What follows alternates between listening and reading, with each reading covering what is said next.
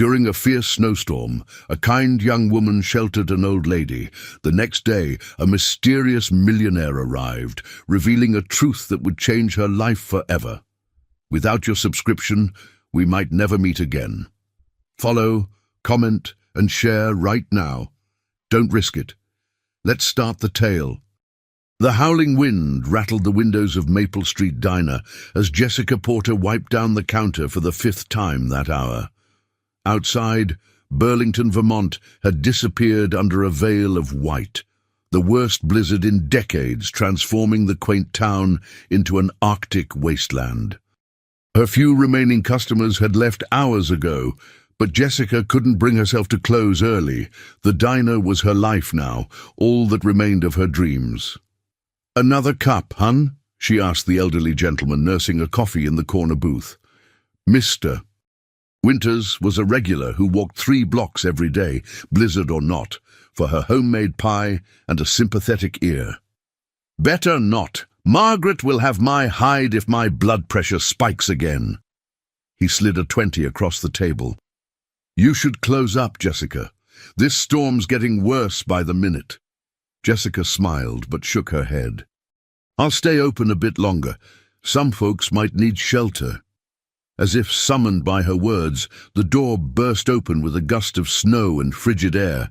Jessica turned, expecting to see the usual plow driver stopping for coffee, but instead found an elderly woman stumbling through the entrance. She was bundled in a coat far too thin for the weather, her silver hair dusted with snowflakes, her face pale with cold. "Oh, my goodness!" Jessica rushed forward, catching the woman as she swayed. "Are you all right? I got lost," the woman murmured, her voice trembling with cold. "My taxi dropped me off, wrong street, and can't find my son's address." Jessica guided her to the nearest booth. "Mr. Winters, could you turn up the heat? I'll get some hot tea." Within minutes, Jessica had wrapped the woman in the emergency blanket she kept under the counter and placed a steaming mug of chamomile tea between her trembling hands. "Thank you, dear," the woman said, color slowly returning to her cheeks. "I'm Eleanor Mitchell." "Jessica Porter, you picked a rough day to get lost in Burlington," she said, sliding into the booth across from her. "Where were you trying to go? Maybe I can help." Eleanor sipped her tea, hands still shaking slightly. "My son lives here. I haven't seen him well, it's been 5 years now. I thought it was time to make amends."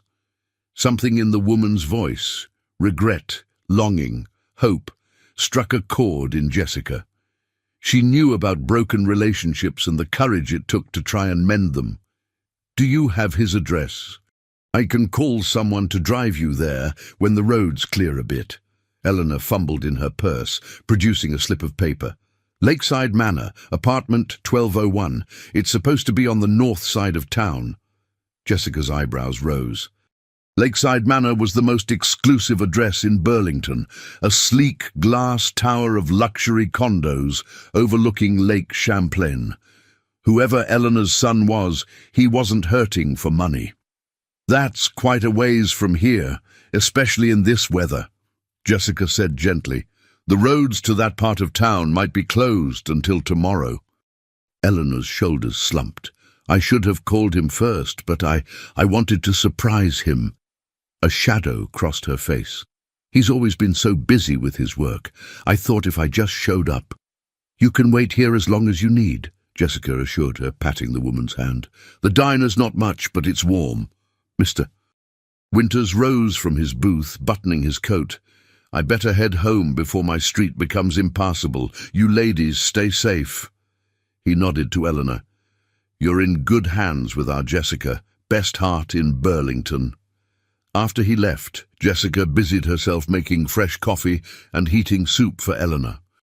The woman's eyes followed her movements around the diner. "You own this place?" Eleanor asked. Jessica laughed softly.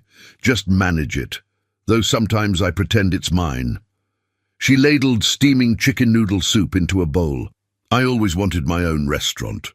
"It's charming," Eleanor said, glancing around at the worn but clean surroundings. The diner had seen better days. but Jessica kept it spotless, the red vinyl booths gleaming, the chrome fixtures polished to a shine. "It pays the bills," Jessica replied, setting the soup before Eleanor. "And I like the people. Everyone has a story." Eleanor studied her with surprisingly sharp blue eyes. "And what's your story, dear?" "A smart, kind young woman like you. Shouldn't you be running your own place by now?" Jessica's smile faltered slightly. Life took some unexpected turns. She smoothed her apron, avoiding Eleanor's gaze. "But that's ancient history. Eat your soup before it gets cold." As the afternoon wore on, the storm intensified. Jessica called her boss to explain she was staying open as emergency shelter, then made up a makeshift bed for Eleanor in the back office. The older woman had grown tired, the journey and cold taking their toll. "I should call my son," Eleanor murmured, as Jessica helped her to the small couch. "He'll be worried if he checks his security cameras and sees I've arrived but not made it to his building." Jessica raised an eyebrow. "Security cameras? Ethan is cautious about his privacy. He has the building notify him of visitors." Jessica handed her the diner's phone. "Call him. Let him know you're safe." Eleanor dialed, her expression anxious. After several rings, she sighed. Voicemail. Again. She left a brief message explaining where she was, then handed the phone back to Jessica. "He's probably in a meeting. Ethan practically lives at his office." "What does he do?" Jessica asked, helping Eleanor settle on the couch. "He runs Mitchell Innovations, created some software that changed everything, apparently." Eleanor's voice held a mixture of pride and sadness. "He was always brilliant, even as a boy. Too smart for his own good sometimes." Jessica froze. Mitchell Innovations was one of the largest tech companies in the Northeast. Its CEO, Ethan Mitchell, was infamous in business circles for his ruthless acquisitions and demanding leadership style. His face regularly graced the business section of newspapers, always with the same stern expression, never smiling. "Your son is Ethan Mitchell?" she asked, unable to keep the surprise from her voice. Eleanor nodded, pulling the blanket Jessica offered around her shoulders. "You've heard of him?" "Everyone in Vermont has heard of him," Jessica said carefully. She didn't add that most of what she'd heard wasn't flattering. Ruthless, cold-hearted, impossible to work for. These were the whispers that followed Ethan Mitchell's name. "He wasn't always like whatever you've heard," Eleanor said softly, as if reading Jessica's thoughts. "After his father died, something changed. He built walls, pushed people away, even me." Her eyes grew distant. "Especially me." Jessica felt a pang of sympathy. Whatever Ethan Mitchell was now, he had once been someone's little boy. Someone who apparently still inspired his elderly mother to brave a blizzard for reconciliation. "Rest now," she said gently. "I'll be right outside if you need anything." As Eleanor drifted off to sleep, Jessica returned to the empty diner. The snow continued to fall in thick, hypnotic sheets, piling against the windows. She should be frightened by the intensity of the storm, worried about power outages or frozen pipes, but instead she felt an odd sense of peace. For the first time in years, she had nowhere else to be, no one demanding her time or attention. Just an empty diner, a sleeping woman, and the quiet hush of snow blanketing the world. Jessica was wiping down tables when headlights cut through the swirling snow outside. A massive black SUV pulled up to the curb, its tires crunching through the accumulated drifts. A tall figure emerged, battling against the wind as he made his way to the diner's entrance. When the door opened, Jessica found herself face to face with the last person she expected to see that night. Ethan Mitchell stood in her doorway, snowflakes melting in his dark hair, his expensive coat dusted with white. His face, so familiar from news photos, was even more striking in person, all sharp angles and intensity, blue eyes the exact shade of Eleanor's, scanning the empty diner until they locked on Jessica. "I'm looking for Eleanor Mitchell," he said without preamble, his deep voice clipped and businesslike. "She left a message saying she was here." Jessica straightened, meeting Ethan Mitchell's intense gaze with practiced composure. 5 years managing a diner had taught her to handle difficult customers, and she suspected the man standing before her defined the word difficult. "Mr. Mitchell," she said calmly, "your mother is resting in my office. She was half frozen when she arrived." Something flickered in his eyes, concern, perhaps.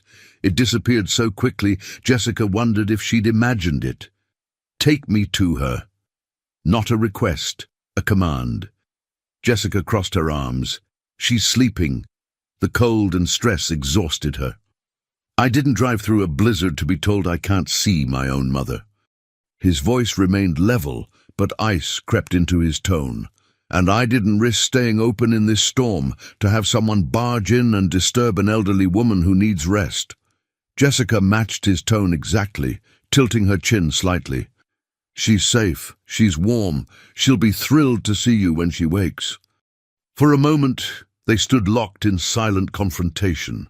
Jessica could practically see the wheels turning behind those piercing blue eyes, likely calculating the fastest way to get what he wanted. She'd met men like Ethan Mitchell before, men who viewed the world as a series of transactions and people as either assets or obstacles. To her surprise, he exhaled slowly and nodded once. "Fine. May I at least look in on her?" "Of course." Jessica led him through the diner to the small office in back. "Quietly, please." Ethan followed, his footsteps soundless despite his size. Jessica opened the door just enough for him to see Eleanor sleeping peacefully on the office couch, wrapped in blankets, color returned to her cheeks. "She was trying to surprise you," Jessica whispered. "Got lost in the storm. Your address was in her purse."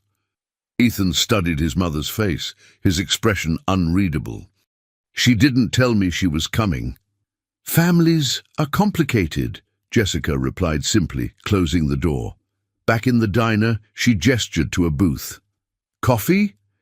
You look like you could use some warmth, too." He seemed about to refuse, then glanced out at the worsening storm. "Thank you." Jessica poured 2 cups, sliding one across the table as she sat opposite him. She watched as he removed his expensive wool coat, revealing a charcoal suit that probably cost more than she made in 3 months.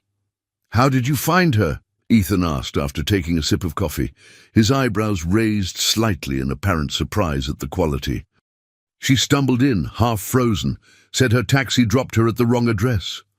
Jessica wrapped her hands around her mug. She mentioned trying to make amends.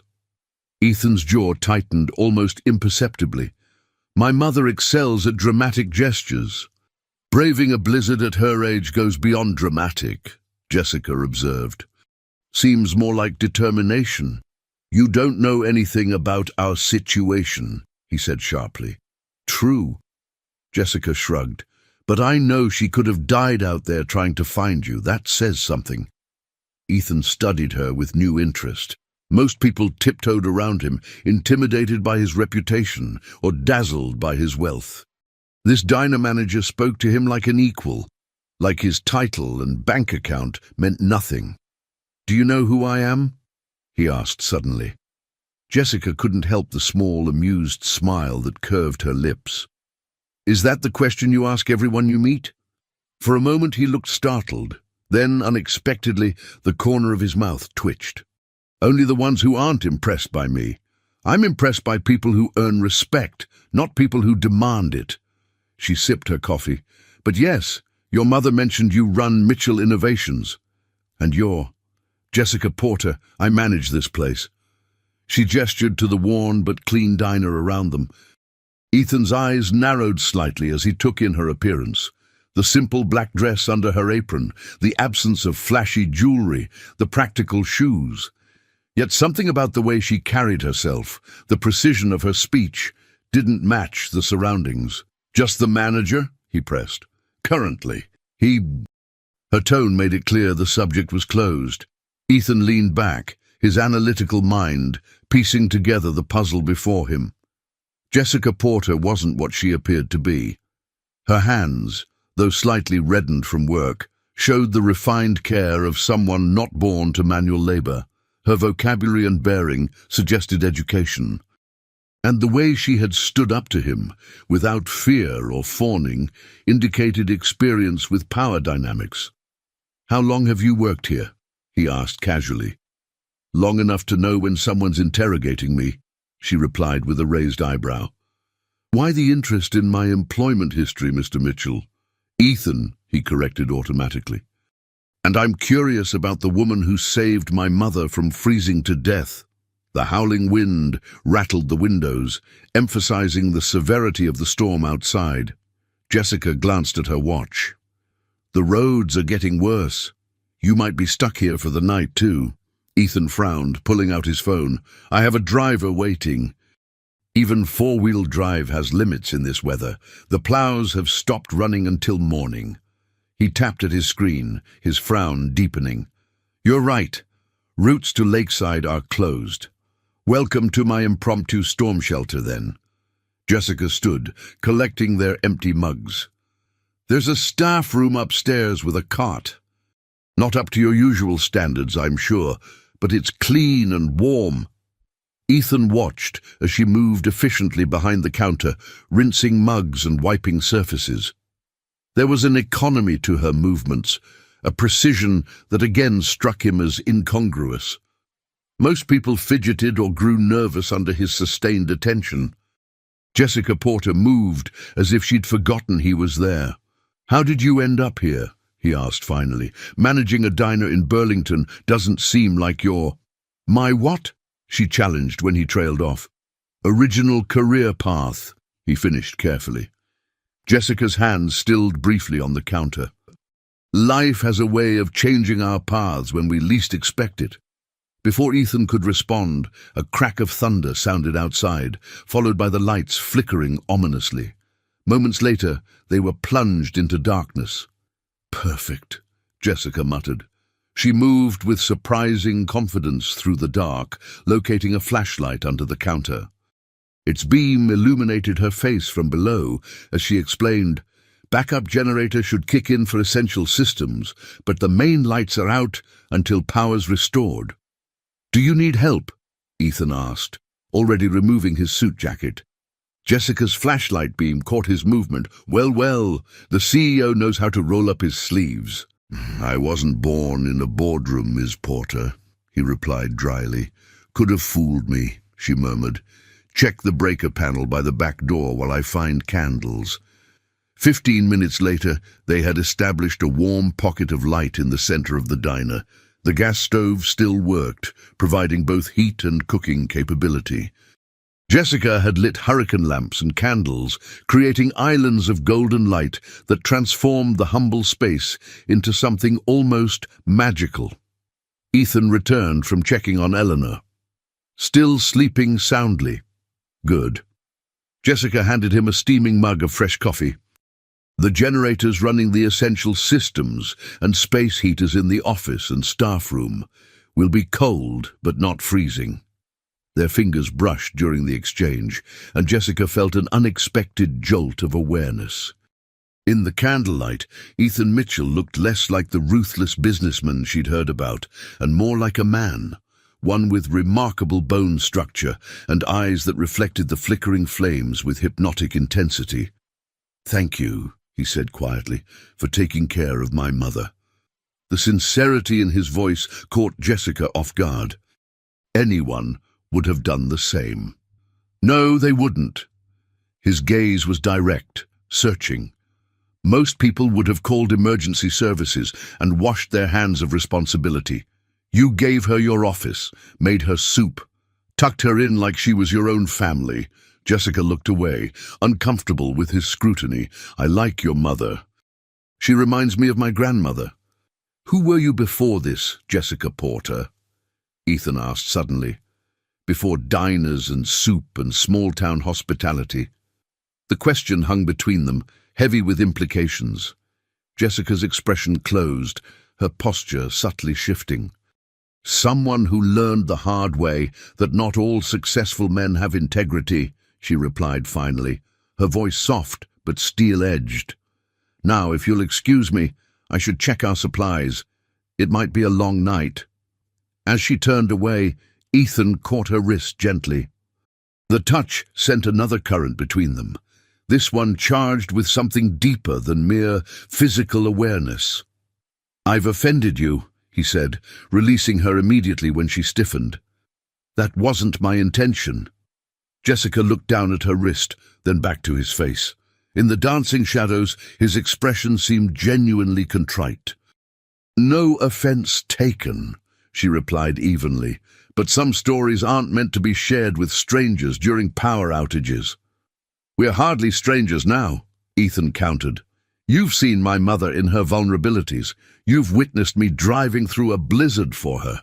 And I've seen—" He paused, searching for words. "What?" Jessica challenged. "What exactly do you think you've seen, Mr. Mitchell?" "Someone hiding," he said simply.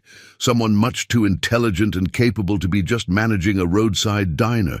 Someone running from something. Or someone." The accuracy of his assessment sent a chill through Jessica that had nothing to do with the storm outside. Eleanor Mitchell awoke disoriented, blinking at the unfamiliar ceiling. The events of the day slowly returned: the taxi, the blinding snow, the kind young woman at the diner. She sat up carefully, her joints protesting. "You're awake." Eleanor turned to find her son sitting in a chair beside the small couch, his features softened in the dim emergency lighting. "Ethan," she breathed, tears springing to her eyes. "You came." "Of course I came. You left me a voicemail saying you were stranded in a blizzard."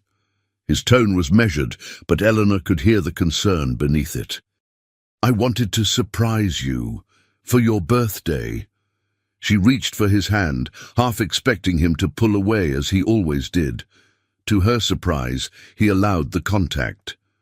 "My birthday isn't for 3 days," he said, but without the coldness that had characterized their interactions in recent years. "I know.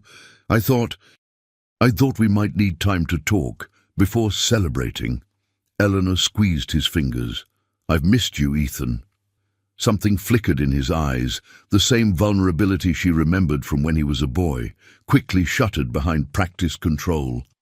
"The roads are closed," he said instead of addressing her comment.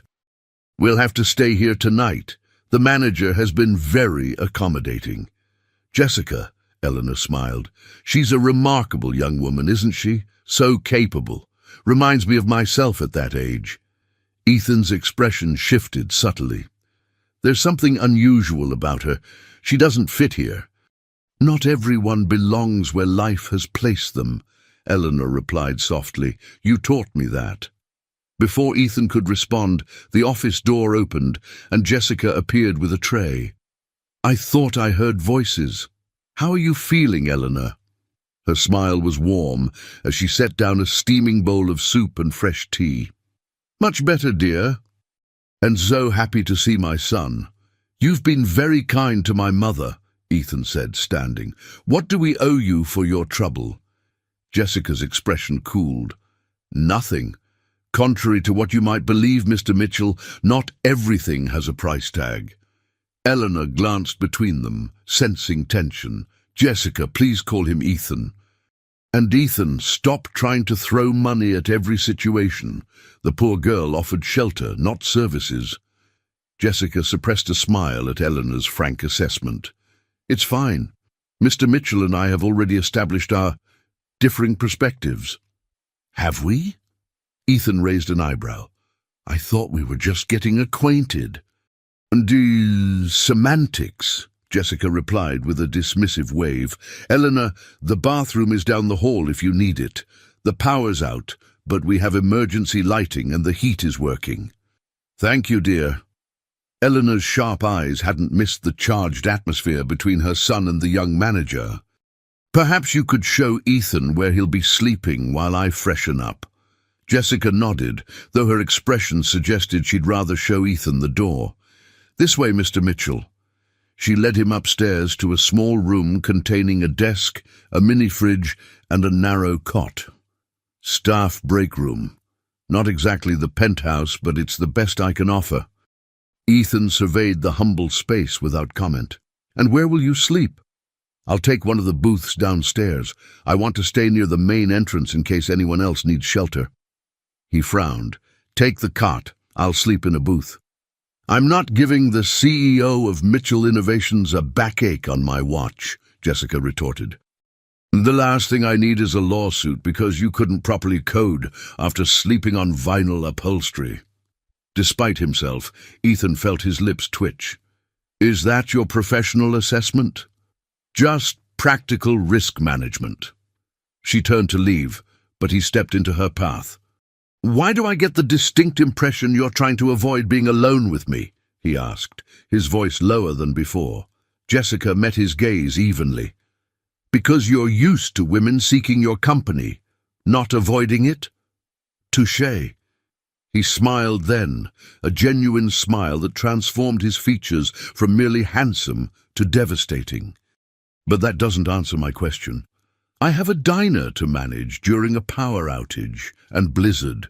Entertaining you isn't on my priority list." "Entertaining me?" Ethan echoed, stepping closer. "Is that what you think I want? Entertainment?" Jessica refused to back away despite his proximity. The small room suddenly felt even smaller, the air between them charged with something dangerous. "I think you're a man used to getting what he wants," she said quietly. "And right now, you want to solve the puzzle I apparently represent. I'm not interested in being analyzed or acquired, Mr. Mitchell." "Ethan," he corrected again, softer this time. "Ethan," she conceded. "Now, if you'll excuse me." The building creaked ominously as a particularly strong gust of wind battered the old structure. Jessica instinctively reached out to steady herself, her hand landing on Ethan's chest. Through the fine material of his shirt, she could feel his heart beating fast, like hers. For one breathless moment, they stood frozen, connected by that single point of contact. Jessica became acutely aware of his height, the subtle scent of his cologne, the warmth radiating from his body in the chilly room. She pulled away first, clearing her throat. "I should check the generator." Downstairs, Jessica found Eleanor arranging blankets in one of the booths. "You don't have to do that," she protested. "Nonsense, I'm not an invalid." Eleanor smoothed the blanket with practiced hands. "Besides, it gives me something to do while you and my son circle each other like wary cats." Jessica felt heat rise to her cheeks. "I don't know what you mean." "Of course you don't." Eleanor's smile was knowing. "He's difficult, my Ethan. Life made him that way, but there's a good heart underneath all that armor." "Mrs. Mitchell." "Eleanor, please." "Eleanor, whatever you think you observed between your son and me, I assure you it's nothing. We're strangers who happen to be trapped by a storm."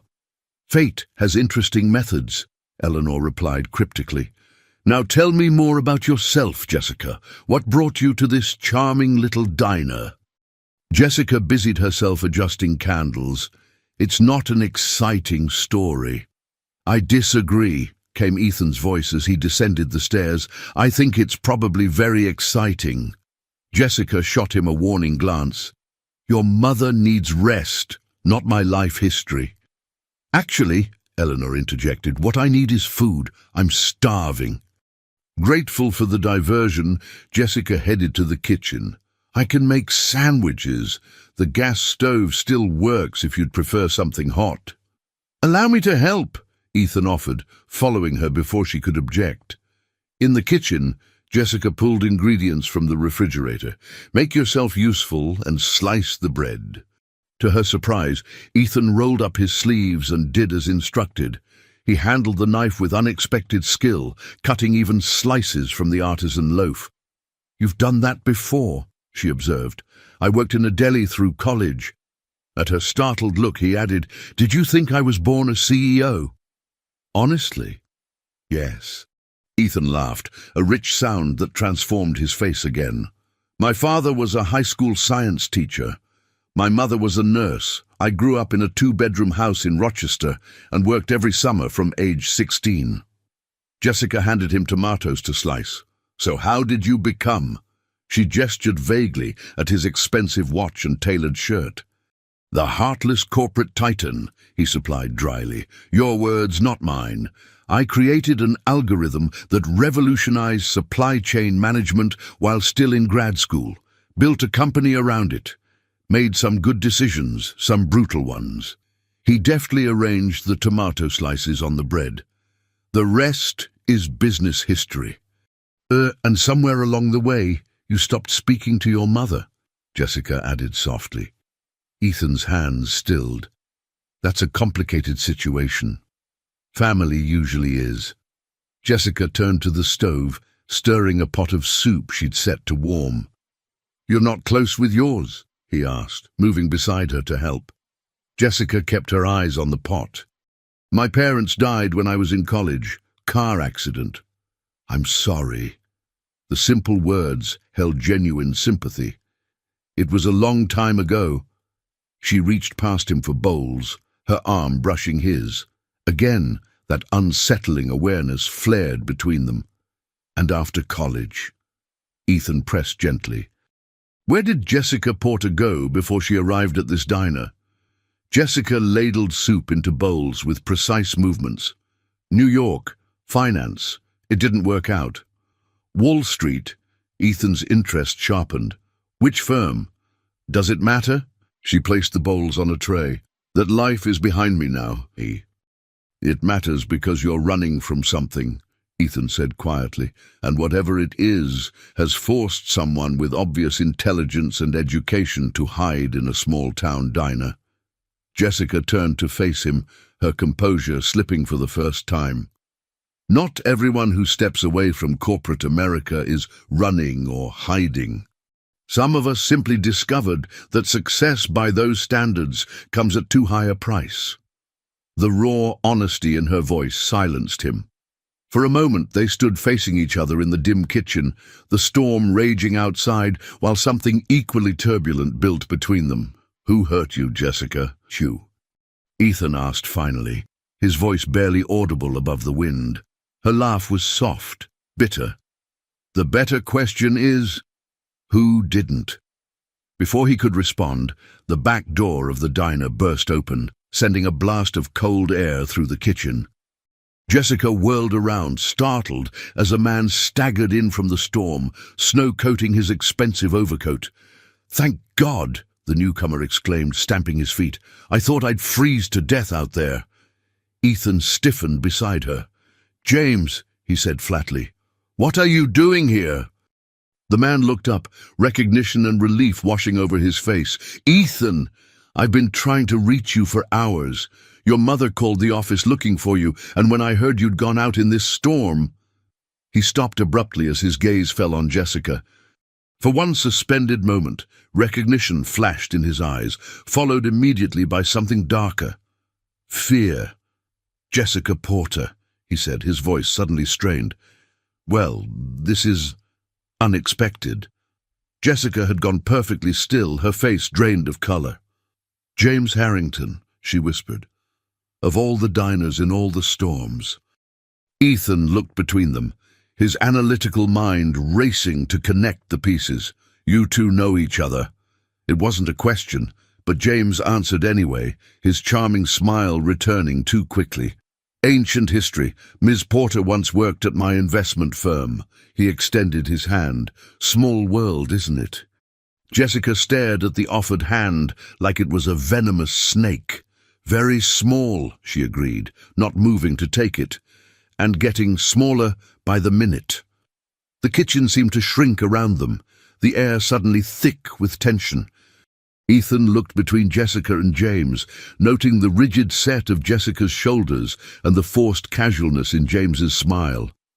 "Ms. Porter was one of our brightest analysts," James continued smoothly when the silence stretched too long. "Left quite suddenly, as I recall." "I had my reasons," Jessica replied, her voice steady despite the pallor of her face. "Compelling ones." James removed his snow-dusted coat, hanging it as if he owned the place. "Water under the bridge, surely?" He turned to Ethan. "When Eleanor called looking for you, I was concerned. The roads are treacherous." "You drove all this way because my mother called the office." Ethan's skepticism was evident.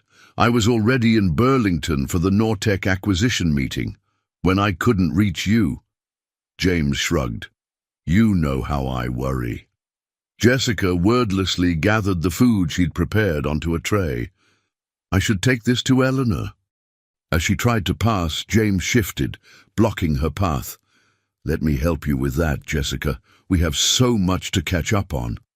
"I've got it," she said flatly, sidestepping him.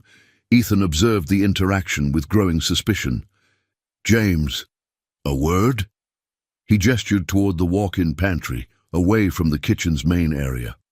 Once inside, Ethan didn't mince words. "What history do you have with her?" James raised his eyebrows. "Straight to the point, as always. She worked at Harrington Capital for about 18 months. Promising career until she had some kind of breakdown. Ethical crisis, she called it." He shook his head. "Shame, she had potential." "And that's all?" "Now, what else would there be?" James's smile didn't reach his eyes. "Don't tell me the great Ethan Mitchell is interested in a diner manager." "She's hiding something," Ethan said, ignoring the jab. "And based on her reaction to you, it involves Harrington Capital." James leaned against a shelf. "Ethan, you know how these young idealists are. They come to Wall Street thinking they'll change the world, then can't handle the reality of business." Jessica couldn't separate her personal feelings from professional decisions. It made her unstable. "She seems anything but unstable to me." "You've known her for what, a few hours?" James laughed softly. "I employed her for over a year. Trust me, there's a reason she's serving coffee in Vermont instead of managing portfolios in Manhattan." Ethan studied his friend and business partner carefully. James had been his right-hand man since Mitchell Innovations began, instrumental in their meteoric rise. They'd weathered countless storms together, professional and personal. Yet something about James's too casual dismissal of Jessica bothered him. "She took care of my mother," Ethan said finally. "I owe her for that." "Of course you do. Just don't mistake gratitude for something more." James clapped him on the shoulder. "Now, shall we join the ladies? I'm starving." When they returned to the main dining area, they found Jessica and Eleanor seated in a booth, talking quietly. Jessica's posture remained tense, but she'd regained her color.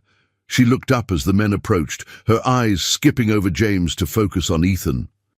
"Eleanor's been telling me about your childhood science experiments," she said, a forced lightness in her tone. "Apparently, you were building robots while other kids were riding bikes." "Mother exaggerates," Ethan replied, sliding into the seat beside Jessica while James took the spot next to Eleanor. "I do not," Eleanor protested. "You rewired the entire basement when you were 12, nearly burned the house down." "That was one time," Ethan said, the corner of his mouth lifting. James reached for a sandwich. "Ethan was always ahead of the curve. It's what makes him such a brilliant CEO, willing to take calculated risks that others avoid." "Even when those risks affect people's lives?" Jessica asked, her question seemingly innocent, but with an undercurrent that made Ethan look at her sharply. "Business always affects lives," James replied smoothly. "The trick is focusing on the greater good rather than individual sentimentality. And who decides what that greater good is?" Jessica pressed. "Those with the vision and authority to make such decisions," James answered. "Wouldn't you agree, Ethan?" All eyes turned to him. Ethan considered his response carefully. aware of the sudden weight his words carried in this strange tableau. "I believe in ethical business practices," he said finally. "Profit without principle is ultimately unsustainable." Jessica's expression remained neutral, but he caught a flicker of surprise in her eyes. "Noble sentiments," James remarked, "though sometimes difficult to apply in practice, as Jessica discovered." He turned to her. "How long have you been in Burlington? It must be, 3 years now?" "No, 4, she corrected, her jaw tight. 4 years, James echoed thoughtfully. "Amazing how time flies. You know, Ethan, Jessica was involved in an interesting situation before she left Harrington Capital. Perhaps she's told you about it?" The subtle threat in his tone was unmistakable. Jessica set down her spoon, her knuckles white. "James," she said quietly, "don't." Eleanor, sensing the rising tension, intervened. "I'm feeling rather tired. Perhaps we could continue this conversation tomorrow." "Of course," Jessica agreed quickly, standing. "Let me refresh your blankets." As Jessica helped Eleanor back to the office, James leaned toward Ethan. "She hasn't told you, has she?" "Told me what?" "Why she really left New York." James shook his head. "I'm not surprised. It's not something she'd be proud of." "Stop dancing around it," Ethan demanded. "What happened?" James studied him for a moment. "She accused Harrington Capital of fraud. Claimed we were manipulating market data, misleading clients, tried to take her evidence to the SEC. Ethan frowned. "And were you?" James looked genuinely offended. "Of course not. We were cleared of all allegations, but by then the damage to Jessica's reputation was done. No firm on Wall Street would touch her after that kind of betrayal. So she ran to Vermont. Can you blame her? She tried to destroy the company that gave her every opportunity." James's expression softened to concern. "Look, I'm not telling you this to speak ill of her. I'm telling you because we're on the verge of the biggest acquisition of our careers. The Nortec deal will triple Mitchell Innovations' market value if nothing derails it. What does Jessica have to do with Nortec? Probably nothing," James conceded. "But timing is everything. We can't afford any complications." Before Ethan could respond, Jessica returned. The sight of her head, held high despite the obvious strain around her eyes, made something twist in his chest. "Eleanor's settled," she announced. "I've made up a couple more beds in case the storm brings other strays." James stood, straightening his suit. "I should check in with the office. Is there anywhere I might make a private call?" "And the storage room has the strongest signal," Jessica replied tonelessly. After James departed, an uncomfortable silence fell between them. Ethan watched Jessica methodically clearing dishes, her movements precise but mechanical. "Were you planning to tell me?" he asked finally. She didn't pretend to misunderstand. "About James?" "It didn't seem relevant until he walked through that door." "About your allegations against his company." Jessica's hands stilled. She turned to face him, her expression carefully composed. "So he's shared his version of events. He says you accused Harrington Capital of fraud, that the allegations were investigated and dismissed." "Is that all he said?" she asked, a bitter smile touching her lips. "Should there be more?" Jessica studied him for a long moment. "Would it matter if there were? James Harrington is your friend and business partner. I'm just the woman who happened to shelter your mother during a storm." The distance in her voice bothered him more than it should have. "I prefer to form my own judgments." "Based on what? You barely know me, Ethan." "I'm a good judge of character." "So was I once." She turned back to the dishes. "Look how that worked out for me." Ethan stepped closer, invading her space until she was forced to face him again. "Tell me your side." "Why?" "So you can decide which of us is lying." She shook her head. "I don't need to justify myself to you." "Damn it, Jessica!" He caught himself, lowering his voice. "I'm trying to understand." "No, you're trying to protect your business interests." Her eyes flashed with sudden anger. "James made sure to mention your big acquisition, didn't he? Warned you that I might be a complication." Ethan's silence confirmed her suspicion. "That's what I thought." She moved to step around him, but he caught her arm. "What did you find at Harrington Capital?" he asked quietly. For a moment it seemed she might tell him. Then the back door opened again as James returned, his timing impeccable as always. "Sorry to interrupt," he said, though his smile suggested he was anything but sorry. "Ethan, I need to speak with you about the Nortec situation. Something's come up." Jessica pulled her arm from Ethan's grasp. "I should check the generator anyway." As she disappeared into the back, James handed Ethan his phone. "You should see this email that just came through." Ethan scanned the message, his expression hardening. "This data can't be right." "That's what I thought, but I've triple-checked the figures." James took the phone back. Nortec's valuation was inflated. "If we'd gone through with the acquisition at the agreed price, we'd have overpaid by millions," Ethan finished grimly. "At best. At worst, we could have been accused of knowingly engaging in securities fraud." James ran a hand through his hair. "We dodged a bullet, Ethan." "How did you find this?"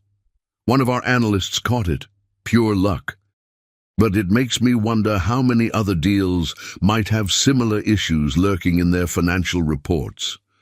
Ethan frowned, his mind racing through implications. "We need to overhaul our due diligence process. If we miss this..." "Exactly my concern." James hesitated. "There's something else. The analyst who caught it found Jessica Porter's name on some of the original Nortec prospectus documents from her time at Harrington Capital. What are you suggesting?" "I'm not suggesting anything, just noting a curious coincidence." James's expression was neutral. "She had access to the early Nortec financials. Then she makes fraud allegations against Harrington. Now she's mysteriously back in your orbit just as we're about to acquire Nortec." "That's quite a conspiracy theory." "Is it? The woman who tried to destroy my company just happens to be here. With your mother, the night before our biggest deal." James shook his head. "I don't believe in coincidences that convenient." Ethan wanted to dismiss James's suspicions, but years of business instinct kept him from doing so outright. Jessica Porter was hiding something, that much was clear, and timing was indeed suspicious. "I'll talk to her," he decided. "Get to the bottom of it." "Just be careful," James warned. "She's convincing, trust me. I learned that the hard way." When Jessica returned, she found the two men huddled in conversation. They broke apart at her approach, and the sudden silence spoke volumes. The way Ethan looked at her, more guarded than before, analytical rather than curious, told her everything she needed to know. "The generator should last through the night," she reported, her voice professional and distant. "If you gentlemen will excuse me, I have some inventory to complete before morning." "Jessica," Ethan called after her, "we need to talk." She paused, not turning around. "I think your business partner has said everything that needs saying, Mr. Mitchell." The formality stung. "You haven't told your side. Would it make a difference?" She glanced back, her smile sad. "Some battles aren't worth fighting twice." Later that night, as the storm howled outside, Ethan found himself unable to sleep on the narrow cot. The Nortec situation demanded his attention, but his thoughts kept circling back to Jessica Porter, the hurt in her eyes when she'd realized he was doubting her, the resignation in her voice. A soft knock interrupted his ruminations. He opened the door to find Eleanor standing there, wrapped in a blanket. "Mother, you should be resting." "I've had quite enough rest." She moved past him into the small room. "We need to talk about Jessica. There's nothing to discuss." "Don't lie to me, Ethan. I raised you." Eleanor settled onto the edge of the cot. "James Harrington has poisoned your mind against her, hasn't he?" Ethan sighed. "It's complicated. There's history between them, professional conflicts that could impact our business. And that's all that matters to you? Business? Eleanor's disappointment was palpable. That girl saved my life today, and you're letting that snake turn you against her without even hearing her story. I tried to hear her story. She wouldn't tell me. Would you in her position, after the way you looked at her just now? Eleanor shook her head. I may be old, Ethan, but I know a good soul when I meet one. And I know when my son is making a terrible mistake. What would you have me do? Dismiss legitimate business concerns because she was kind to you? I would have you remember that not everyone is motivated by profit and power. Eleanor rose with dignity. Your father would be disappointed to see what you've become. The words hit Ethan like a physical blow. Before he could respond, a commotion downstairs drew their attention. Stay here, he instructed, heading for the stairs. In the main dining area, he found Jessica confronting James, their voices low but intense. You have no right, she was saying, fury evident in every line of her body.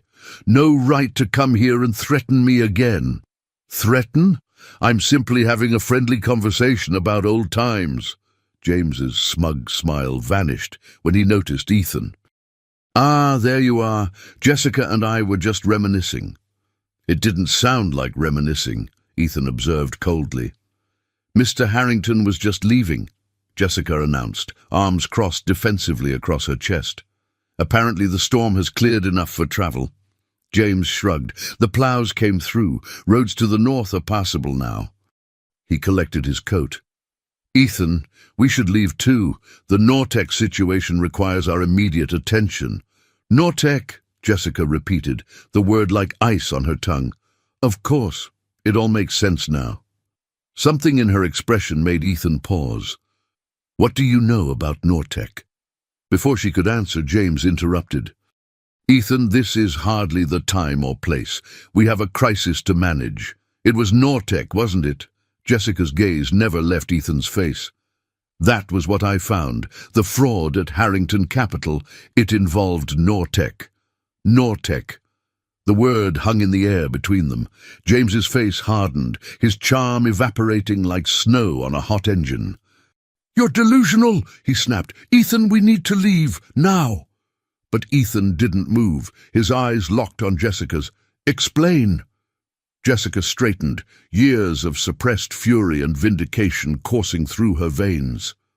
3 years ago, I discovered irregularities in Nortec's financial reports while working at Harrington Capital. Multiple reports, systematically altered to inflate their value. When I brought my concerns to management, her gaze flicked to James, I was told to adjust my findings. She's lying, James interjected. Nortec's financials were thoroughly vetted. By whom? Jessica challenged. The same team you instructed to falsify data. The same analysts who mysteriously all received promotions after I was discredited. Ethan held up his hand, silencing James's retort. Continue, he told Jessica. She drew a steadying breath. When I refused to participate, I was removed from the Nortec account. A week later, I found evidence that the manipulation went beyond Nortec. It was systematic. Harrington Capital was artificially inflating the value of multiple companies before acquisition deals. Preposterous, James scoffed. If there had been any truth to these allegations, the SEC would have. The SEC investigation was a sham, Jessica cut in, because by the time I gathered enough evidence to approach them, someone had already altered the original data. My access credentials had been used to make changes I never authorized. It made it appear I was the one committing fraud. A heavy silence followed her words. James's face had gone still, too still, and Ethan's analytical mind registered the unnatural composure. Not outrage, not shock, calculation. You were set up, Ethan said quietly. Yes. Jessica's eyes never left his. By the time I realized what had happened, I'd been fired for ethical violations, blacklisted from every financial institution in New York. My former colleagues were warned not to associate with me. My reputation was destroyed. So you ran, Ethan concluded. I didn't run, Jessica corrected, chin lifting. I was pushed out. Threatened with litigation if I pursued my claims. With no job, mounting legal bills and suddenly toxic to every firm in Manhattan, I had to start over. Convenient story, James interrupted, his voice smooth again, but ultimately unprovable. The SEC found nothing. Because you destroyed the evidence, Jessica retorted. But you didn't get all of it. James went very still. What do you mean? Jessica's smile was cold. Insurance policy. Before my access was revoked, I made copies. I may have been naive about how far you'd go to silence me, but I wasn't stupid. You're bluffing, James said, but his face had paled slightly. Am I? She turned to Ethan. The Nortec acquisition you're pursuing, what made you suddenly question their valuation tonight? Ethan's expression revealed nothing. Data inconsistencies. Specifically, revenue projection anomalies, discrepancies between reported earnings and actual cash flow. Jessica nodded. The same issues I flagged 3 years ago, I'm guessing. Only the numbers are probably worse now because they've had years to compound the fraud. Eleanor had appeared at the base of the stairs, watching the confrontation with concern. Ethan! He didn't turn. It's all right, Mother. Go back to bed. No, Eleanor said firmly, approaching. I don't think it is all right, not if what I'm hearing is true. James recovered his composure, assuming his most reassuring smile. Mrs. Mitchell, I assure you this is just a misunderstanding. Ms. Porter has a personal vendetta. Young man, Eleanor interrupted, I was married to a high school science teacher for 40 years. I know what integrity looks like, and right now I don't see it in you. James's smile froze. With all due respect, enough! Ethan's voice cut through the tension. James, did you know about the Nortec fraud? There was no fraud, James insisted. Just aggressive accounting practices common in did you know? Each word fell like a hammer. For the first time, James looked uncertain. You're not seriously taking her side? After everything we've built together? She's nobody, Ethan. A failed analyst who couldn't handle the pressure of real business. Answer the question. James's expression hardened. Fine. Yes, I knew Nortec was cooking their books. Everyone knew. It's how the game is played.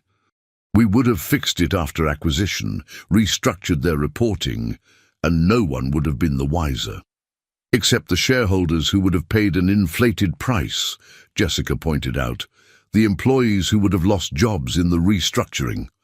The pension funds invested in both companies. Collateral damage, James dismissed. The kind of casualties Ethan has never hesitated to accept in pursuit of growth. Isn't that right, partner? Ethan's expression remained impassive, but Jessica saw something shift in his eyes. Regret, perhaps, or recognition. You said you have evidence? Ethan asked Jessica, ignoring James's attempt to implicate him. I do. Not here, obviously.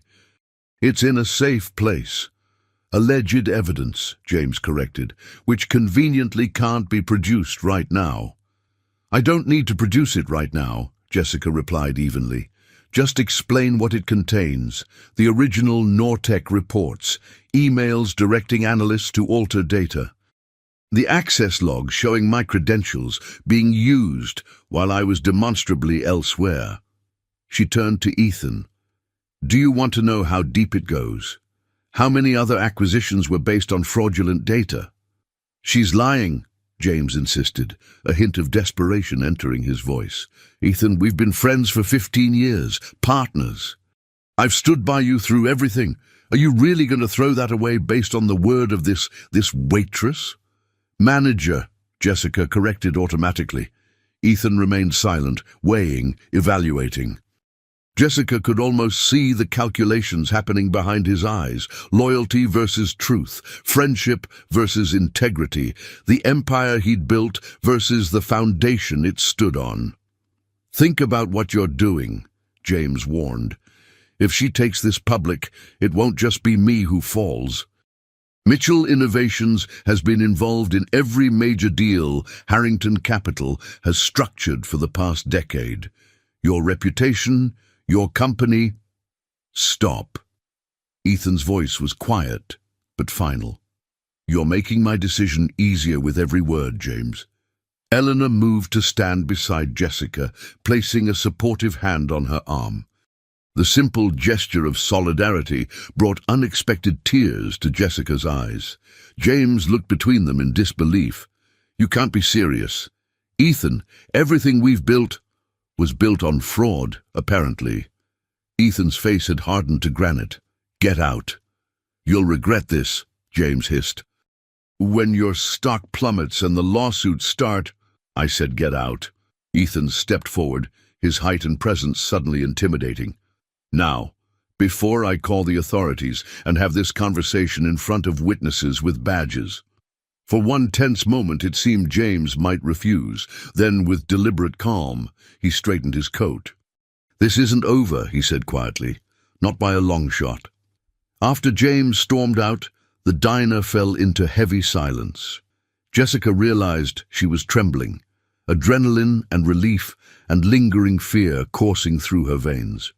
"I should check if he's actually left," she murmured, needing a moment alone to compose herself. "Let him go," Ethan replied, still watching the door. "We have bigger concerns now." Eleanor squeezed Jessica's arm gently. "I'll make us some tea. This seems like a conversation that needs tea." When Eleanor had bustled off to the kitchen, Ethan finally turned to face Jessica. His expression was unreadable. "You've had this evidence for 3 years," he said. "Why didn't you use it?" Jessica sank into a booth, suddenly exhausted. "I tried. No one would listen. James had thoroughly discredited me, and Harrington Capital had resources I couldn't match. Then there were the threats." "What threats?" "At first, just professional ones. Then more. Personal." She looked down at her hands. "One night, someone broke into my apartment. Nothing was taken, but my files were clearly searched. The next day, I received a photo of my parents' graves with a message. Some things should stay buried." Ethan's jaw tightened. "James?" "I never found proof, but the timing was persuasive." She looked up, meeting his eyes. "So I left, started over, tried to build a quiet life where no one from that world would find me. Until tonight," Ethan said softly. "Until tonight," she agreed. He slid into the booth across from her. "I need to see this evidence." "Why? So Mitchell Innovations can contain the damage?" The bitterness in her voice was unmistakable. "So I can do the right thing," Ethan corrected quietly. Jessica studied his face, looking for deception. "And what is the right thing, in your estimation?" "I don't know yet." His honesty was disarming. "But burying the truth isn't it." Eleanor returned with 3 mugs of tea, sliding one to each of them before joining Ethan on his side of the booth. "So," she said briskly, "my son's business partner is a criminal, and the lovely young woman who saved me from freezing to death is his whistleblower. What are we going to do about it?" The unexpected framing of their situation, so practical, so matter-of-fact, startled a laugh from Jessica. The sound surprised her. She couldn't remember the last time she'd genuinely laughed. "Mother," Ethan sighed, though the corner of his mouth twitched. "What? Am I wrong?" Eleanor sipped her tea. "I may be old, Ethan, but I'm not blind. Or stupid." "No one who's met you would ever make that mistake," Jessica said, smiling despite herself. "Then stop dancing around each other and make a plan." Eleanor set down her mug with finality. "Jessica has evidence. Ethan has influence. Between you, you can fix this mess." "It's not that simple," Ethan began. "It never is," Eleanor agreed. "But doing the right thing rarely is." Jessica watched as Ethan's expression softened, looking at his mother. For all their estrangement, the bond between them was evident, a shared moral clarity that cut through complications. The evidence is in a safe deposit box, Jessica said after a moment. In Boston. Ethan nodded. Once the storm clears, we'll go there. Together. And then? She pressed. And then we bring the truth to light. Properly this time, with resources James can't intimidate or outmaneuver. Your company will survive, Ethan finished firmly. Mitchell Innovations is more than its partnerships. The foundations are solid, even if some of the structures built on them aren't. Eleanor beamed at her son, pride evident in every line of her face. That's my boy. For the first time in years, Jessica allowed herself to feel hope. Fragile, but real. It won't be easy. James has powerful friends, deep pockets. So do I, Ethan reminded her, a spark of the ruthless businessman returning, but now directed toward a worthy target. And unlike James, I don't have to hide from the truth. Eleanor yawned, breaking the intensity of the moment. Well, this has been quite an evening. I think I'll try to get some more sleep before dawn. She patted Jessica's hand. Don't worry, dear. My son can be stubborn and sometimes arrogant, but when it matters, he makes the right choices.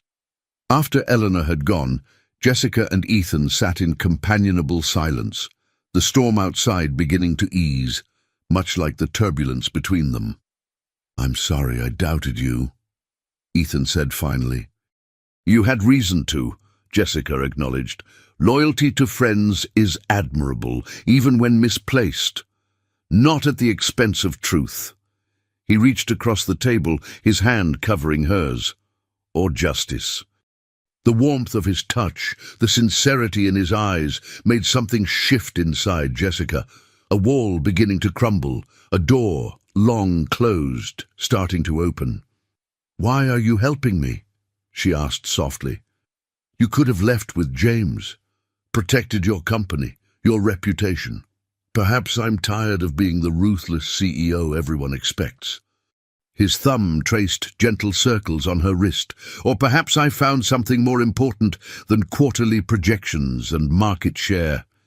In a small-town diner during a blizzard? She smiled skeptically. Stranger things have happened. His answering smile transformed his face, warming his eyes. My mother would say it was fate. And what would Ethan Mitchell say? He considered her question seriously. That sometimes we need to get lost to find what we're really looking for. Outside, the first pale light of dawn began to illuminate the snow-covered landscape. The storm had passed, leaving behind a world transformed, pristine, unblemished, full of new possibilities. Much like the feelings taking root between them. 6 months later, Jessica stood before the floor-to-ceiling windows of Ethan's penthouse, watching snow drift lazily over Burlington.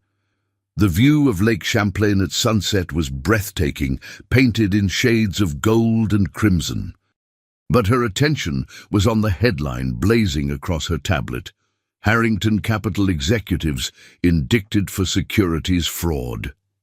Quite the anniversary gift, Ethan said, joining her at the window. He wrapped his arms around her from behind, his chin resting atop her head. 6 months isn't an anniversary, Jessica corrected, leaning back against him. It's a milestone. 6 months since a blizzard and a lost mother changed everything, he murmured, pressing a kiss to her temple. I'd call that worth celebrating. The past 6 months had been a whirlwind.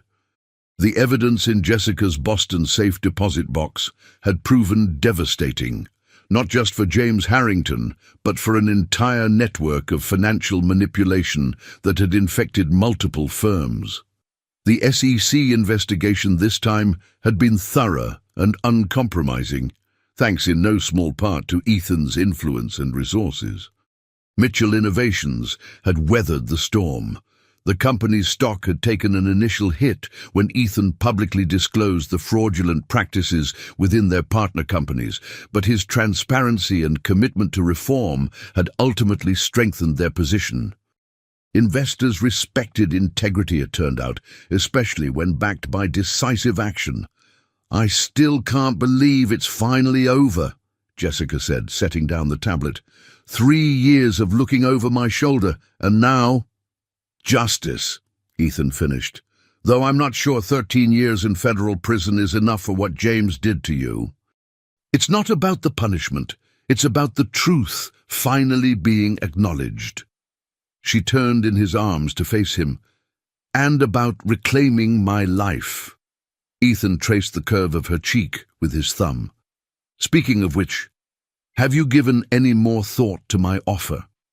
After the evidence had been secured and the legal proceedings begun, Ethan had offered Jessica a position heading up a new ethics and compliance division at Mitchell Innovations.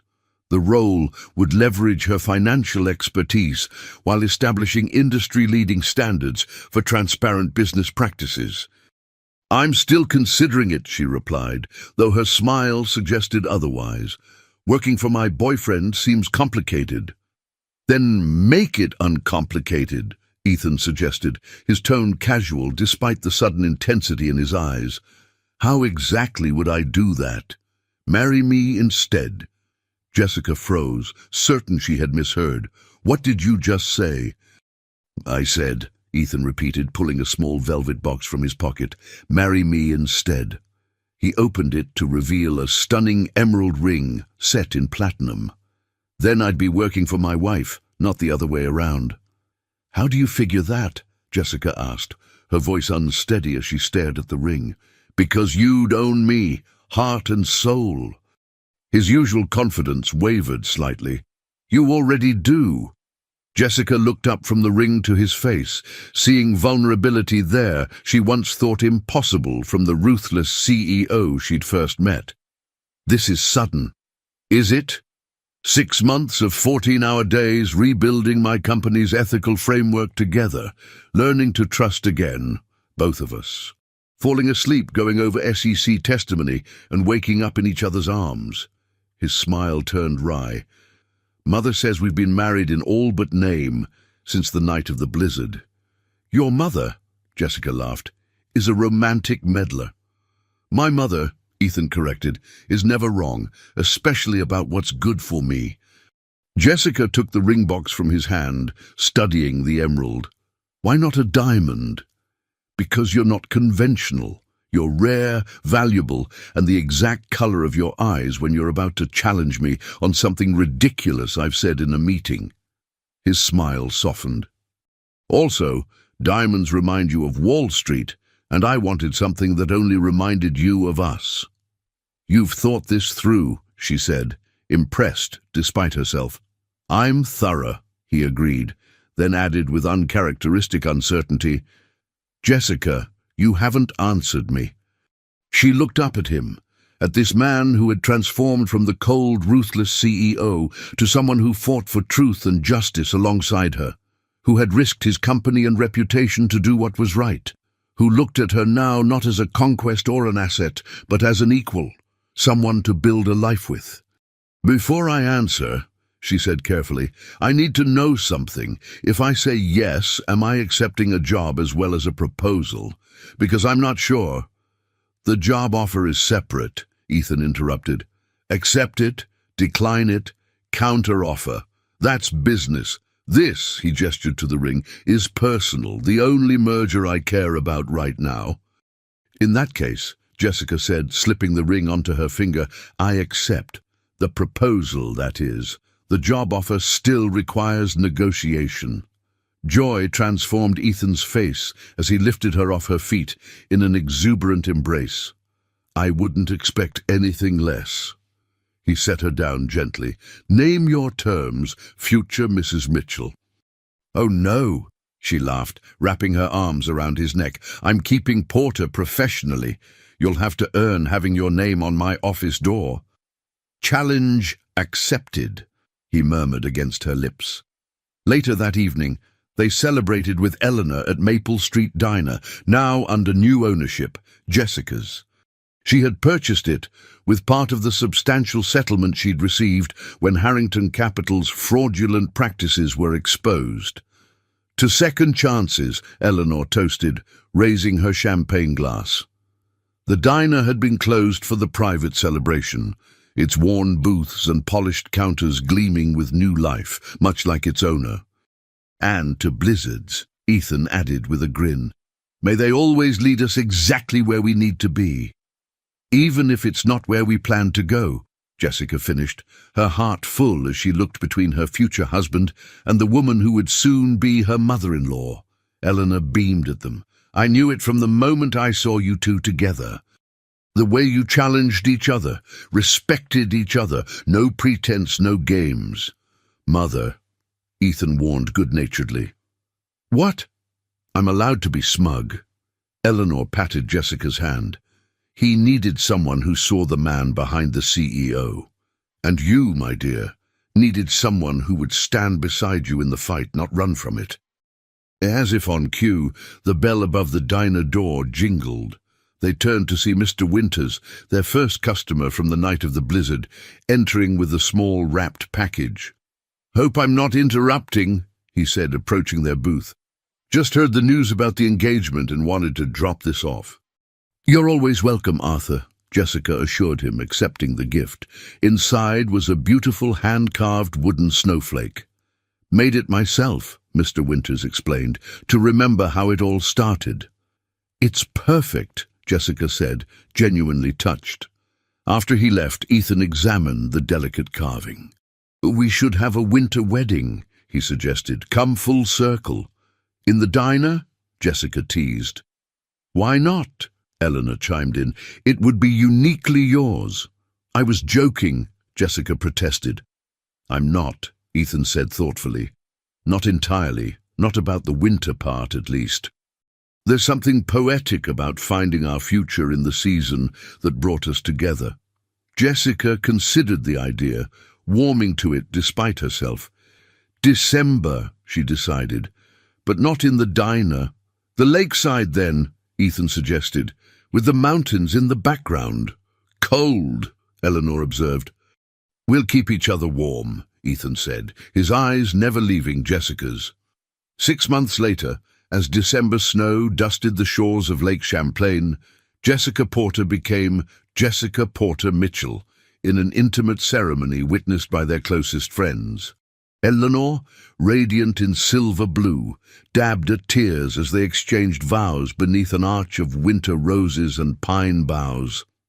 "When I first met you," Ethan said, his voice carrying clearly across the hushed gathering, "you challenged everything I thought I knew about success, about worth, about what matters. You stood your ground when it would have been easier to run. You chose truth when lies would have been safer." He squeezed her hands. "I promise to be worthy of that courage every day of our lives together." "When I first met you," Jessica replied, her smile teasing despite the tears in her eyes, "I thought you were the most arrogant man I'd ever encountered." Laughter rippled through the audience. "I wasn't wrong," she continued, "but I discovered that your arrogance was matched by your integrity once you found it again. Your determination by your compassion, your ambition by your capacity for love." Her voice softened. "I promise to remind you of those qualities whenever the world tries to make you forget them again." As they sealed their vows with a kiss, snow began to fall, gentle, pristine flakes that glittered like diamonds in the winter sunlight.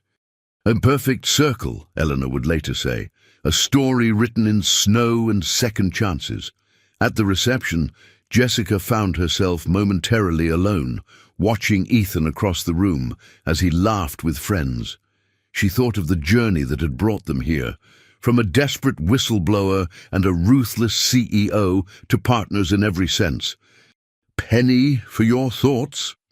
Eleanor appeared at her side, resplendent in her mother-of-the-groom finery. "Just reflecting on how different his life might have been if you hadn't gotten lost in that blizzard," Jessica replied, linking her arm through the older woman's. Eleanor's eyes twinkled. "Who says I was lost?" Jessica stared at her. "You mean, sometimes," Eleanor said with a mysterious smile. "A mother knows exactly what her son needs, even when he doesn't." "You planned it?" Jessica asked incredulously. "Getting stranded at my diner?" Planned is a strong word. Let's say I created an opportunity. The blizzard was just fortunate timing. She patted Jessica's hand. The taxi driver was very well compensated, I assure you. Before Jessica could respond, Ethan joined them, sliding his arm around his new wife's waist. "What are you two conspiring about? Your mother was just explaining—" "How happy I am that you found each other," Eleanor interrupted smoothly. "A perfect match, as if fate itself arranged it." "Or a meddling mother," Jessica murmured, though her eyes danced with amusement. "What was that, dear?" Eleanor asked innocently. "Nothing," Jessica laughed, leaning into Ethan's embrace. "Just agreeing about fate." As they moved to the dance floor for their first waltz as husband and wife, Ethan pulled her close.